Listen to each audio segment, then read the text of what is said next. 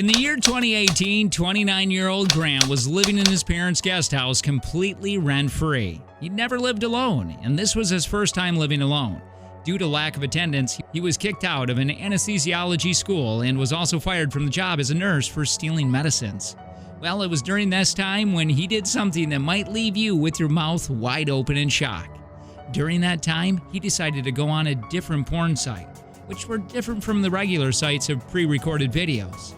The porn sites that he visited had an interactive model in which you could make them do whatever you desired, but at a cost.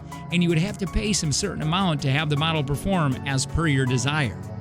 But on the 6th of June, Grant came in contact with a model called Sylvia. Poor baby, I'm so sorry. No, you're not. You're not sorry at all. Now, the shocking thing he did was he used $250,000 of his parents' money on this model over the 6 months of meeting her. His father was a pharmacist working for over 30 years who had saved up all of his money as his life savings, which were now gone. Grant also went on to spend $60,000 of his brother's credit card and also took a loan of $5,000 on the house.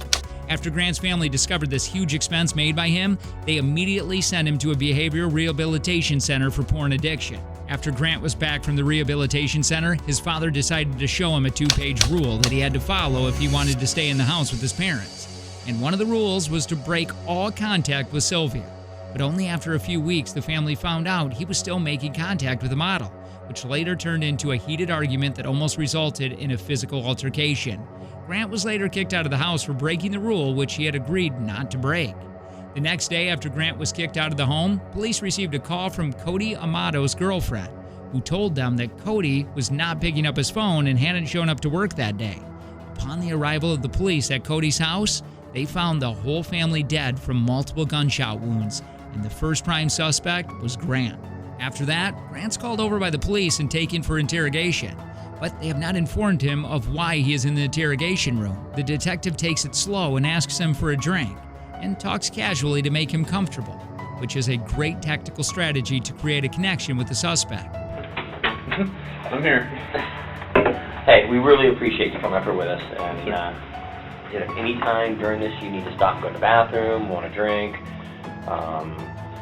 thing, just let me know and we'll be happy to get you. My name is Danny Anderson, and I'm a deputy Seminole County Sheriff's Office as Eva. So we just want to talk to you a little bit and we'll get this in and out, be on our way. The detective then proceeds to ask him what Grant likes to do in his free time, and he tells them he likes to watch anime, which the detective doesn't know what that is. They usually spark some laughs and try to make him as comfortable as possible. He also states that he has been out of work for the past 6 months. What do you like to do? What do I like to do? I like to watch anime. Me and my brother kind of started doing that back 5 years ago, I'd say. He kind of got me into it. What is it? I'm sorry. Oh, sorry. I don't know what it is. I mean... I thought you said MMA, and I'm like, okay, and then when you start explaining to it, I mean, I guess heard it, like, no. It's animated, it's like cartoons, I guess you could say, but it's Japanese cartoons. Grant also said that he and his brother like to play Fortnite, and he also tried to become a Twitch streamer at some point. During that time, Grant also claimed that he had gone to nursing school together with his brother, and he had a great relationship with his mother. Me and Cody... Who's older, you or him? He is. I'm the youngest one. I'm 29, he's 31. My oldest brother, Jason, is 35 or 36 now. Talk about Cody. Cody. You know, we decided to go to nursing school together. We decided to go to the nurse anesthesia school together. A lot of people thought that it was weird because we did everything together and because we were so close, but... And then came the part where he told the detectives that he goes to certain sites where he can interact with virtual women and then let them do what he wants to. You know, he felt like... You need to be grounded? Yeah. And so then I was there, you know, I spoke to like the therapist and psychiatrist and all that stuff. I didn't need any medications for anything. They had analyzed it as, this is an isolated event. You've been out of work, you have this PTSD from the whole getting arrested thing, and I mean, the last thing on my record was, I think, a speeding ticket back when I was at UCF. They had signed me up, I think, to be there for 60 days, but then I was only there until January. When was the last time that you and your dad did have, you know, a heated conversation? It would be Thursday, because one of his rules was that I wasn't allowed to talk to the woman anymore that I had been talking to.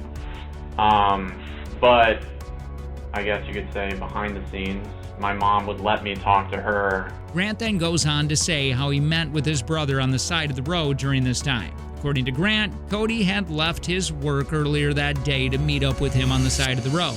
It was true that Cody had left his work earlier that day, but it was not to meet up with his brother. Later, it was proven that while Grant Amato was sitting at the computer while sipping a glass of wine, Grant had shot her in the back of the head. After this, he waited for his father to arrive home and then shot him twice in the head. Cody later received a text message from his father which asked him to return home urgently, to which Cody had left his work early. And the text was probably sent by Grant as a trap to lure Cody into coming home so he could finish all of his family. According to the forensic reports, Cody was pleading for his life before Grant shot him in the face. His body was found lying in a fetal position. Grant then stole his credit card to purchase a campsite. He states to have spent the night at a public parking lot where he probably logged into the campsite with the help of a free public Wi-Fi and used his dead brother's credit to purchase it. And he also sent a message to his cam model while he was using the public Wi-Fi. After some more explanation by Grant, the detective then switches to direct confrontation and asks him why he thinks they are having a confrontation, and also urges him to come clean of anything that he's hiding, which was direct and obvious that Grant could see it directly. The detective then tries to squeeze him for answers by telling him that he can read people by their faces and body language if they are lying or not, and gives him a chance to confess his crimes as he could clearly see that something is bothering him. Then the detective urges him to come clean, and it will be better for him. Also, he tells Grant that the police will help him with any issues that he has.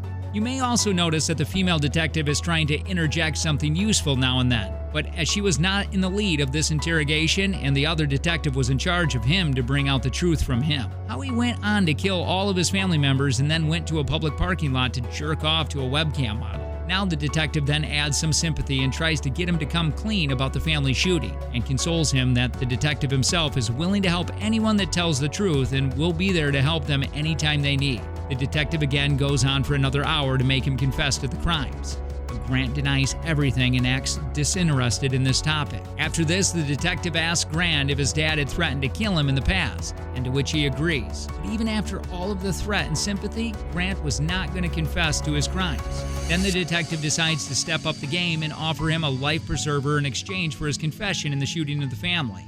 Grant finally agrees to his crimes after a long 7-hour interrogation with him. He later confessed that he killed his family because of his obsession with Sylvia, and how he used his dead brother's credit card to pay for the access to Sylvia. Grant was later sentenced to life in prison without any hopes for parole.